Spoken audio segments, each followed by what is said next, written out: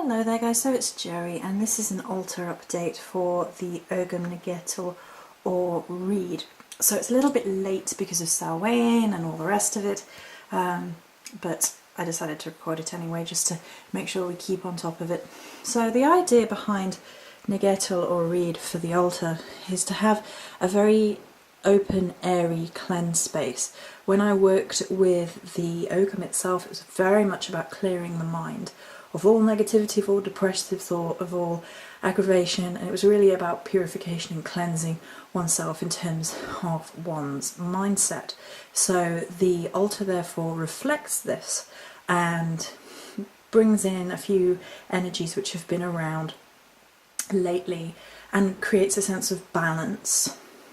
So it's very much about the balance of black and white, yin and yang, and very sort of open and doesn't contain too much clutter, so it's sort of minimalist again, just to really create that breath of fresh air feeling that I associate with Ngetal. And as a result, the god and goddess candle holders have nothing on them except for their single crystal, which is moonstone and sunstone. And that is deliberate to just keep it free of everything until Yule, when we'll have a little bit more of a festive feel on the altar. So this is like the breath, the pause between the two, and I think it suits the energy right now really well to keep us balanced and fresh and keep our minds cleansed and apart. So this is an altar cloth that Sharon sent me, and it actually has these flowers on. Now these flowers look to me a little bit like poppies, and I was given a couple of last poppy blooms for Samhain by the universe, and that will all be in the witch vlog video, the meaning of that to me.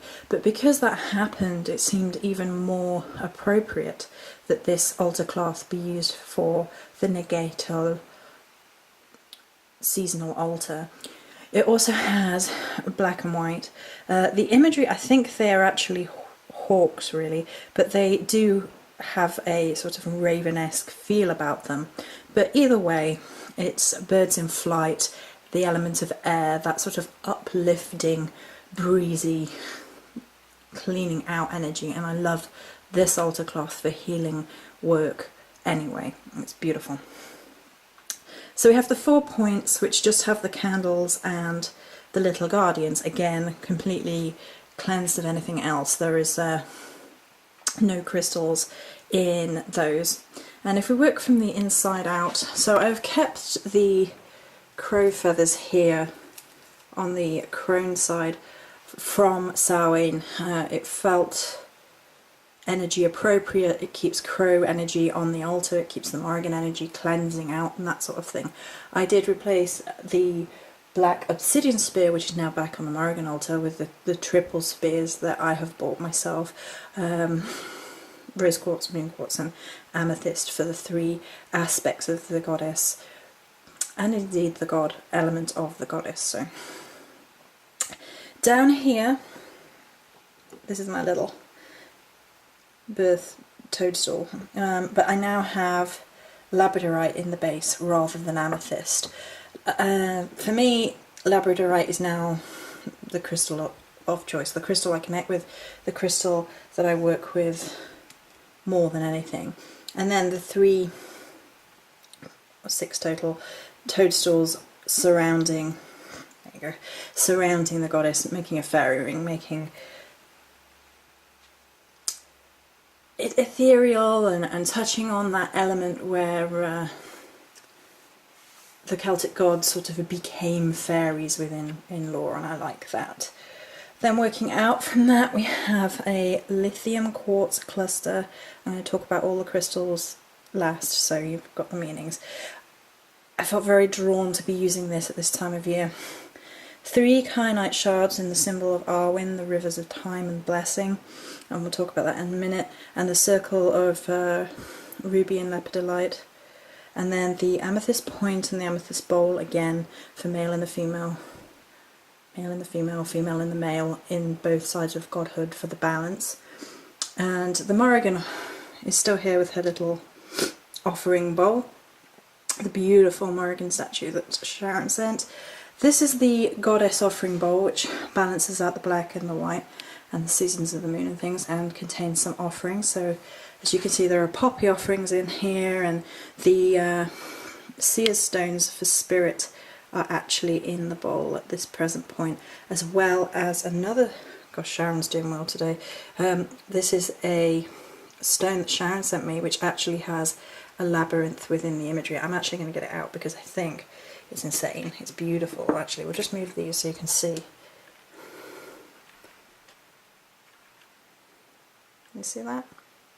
That's naturally occurring. That's insane. It's insanely beautiful, and something else. It's just, obviously, if you don't know about the dragon's eggs, seer stones, whatever you want to call them, they, for me, very much represent spirit, about seeing a fragment and the reflections and things of that nature. And then, last but not least, again, Sharon, you're doing all right. This is my power cauldron with the soapstone triquetra and the little purest form of quartz double terminated teeny weeny crystal that was given as a gift from the lady from the holistic shop that I go to frequently. And then within the power crystal, I actually took the beautiful necklace that Sharon gave me and took the little labradorite chips out and placed them in here. I'm a bit odd about having things around my neck. I can't stand it. I think I was hung in a previous life. And so I decided that putting them in here in my power cauldron, the little cauldron of otherwise quartz, putting labradorite in there really completed it, really gave it something incredibly special, and I really, really like that idea. Okay, so let's talk about the crystals then. So the circle of ruby in lepidolite. Lepidolite is a transformation and supportive crystal, perfect at this time of the year for transforming mindsets, keeping us balanced, keeping us in the right frame of mind, and ruby adds a bit of fizz, if you like, to the energies. It sort of promotes you to go ahead and do that change. And then the kyanite is excellent for attunement, meditation, tranquilizing? That sounds wrong, but becoming more tranquil, but also amplifying high frequency energies, stimulating psychic abilities and intuition. It also grounds spiritual vibrations, facilitates dream recall, promotes healing dreams. It has a really gorgeous energy of cutting through fear, which is very appropriate for this week, and never holds negativity, doesn't require cleansing because of this. Okay, and then lithium quartz, which is this, which I have had and keep meaning to integrate with, is a natural antidepressant. So it basically fits the energies of Ngetal to a T, which I didn't realise until I'd done it all and realised how they aligned. Best way to do it, intuition, and then figure out what you're doing and be impressed with yourself. Its powerful healing energies gently lift the conditions underlying the depression to the surface, neutralising ancient anger and grief. It can help reach back into past lives to dissolve the roots of emotional disease that is pervading the present. Excellent cleanser for the chakras and will purify water. I wouldn't put it in water. I think it would probably, I don't know, lithium doesn't have a slightly toxic element to it. I thought it did. Yeah, so I'm pretty sure it does. I might be a bit nuts, but I'm pretty sure. Don't put it in water. Anyway, so the whole energy of the current altar for Ngetal, for the Ogham Reed, is one of uplifting, of cleansing, of cleaning out cobwebs, particularly mind orientated. So the month of Ngetal runs from the 28th of October till the 24th of November, so a little bit late, but it was up and ready. It's just Samhain, busy and all that sort of goodness. So that's it for this video. Many blessings.